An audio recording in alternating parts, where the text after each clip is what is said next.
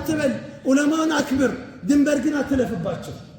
ዛሬ ባለፈው አይተናል ሙፍቲ አላህ ይዘንላቸውና እሳቸው አስክሬናቸው ያረፈበት ጣውላውን እያሻሹ ሲለቀለቁ ፊታቸውን ሰውነታቸው ሲደባብሱ አላያችሁ? ሶሻል ሚዲያ ላይ ምንድነው ጣውላ? ይሄ ሰውዬ ጣውላ ሆኖ ይቀራል እንጂ ምንም ያገኘው ነገር የለም። እሳቸው የተንተራሱት የነበረውን ትራስ ይዞ እየሮጠ ይዞ ቤቱ ይዞ ገባ። ዋንጫ ይዞ የገባ ይመስለው። ከዛ በኋላ የሱ አጋሮች ምን ማድረግ ጀመሩ? ማሻአላህ ትልቅ በረካ ቤቱ ገባ፣ ትልቅ ነገር ገባ ምናምን ነገር ብለዋል። ወላሂ ይሄ ቁማር ነው፣ ራሳችን ላይ ቁማር ነው የምንጫወተው። የሞቱ ሰዎች ከኛ ይፈልጋሉ፣ እኛ ከነሱ አንፈልግም።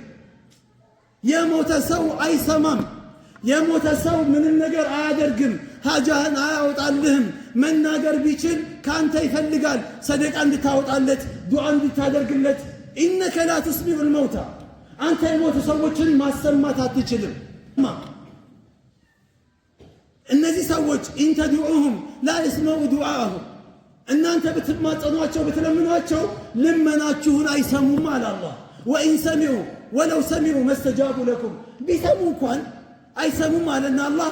ቢሰሙ እንኳን ጥሪያችሁን አይመልሱላችሁም አለ አላህ። የሞተ ሰው ሞቷል። ካንተ ግን ብዙ ነገር ይፈልጋል። ምን ይፈልጋል? ዱዓ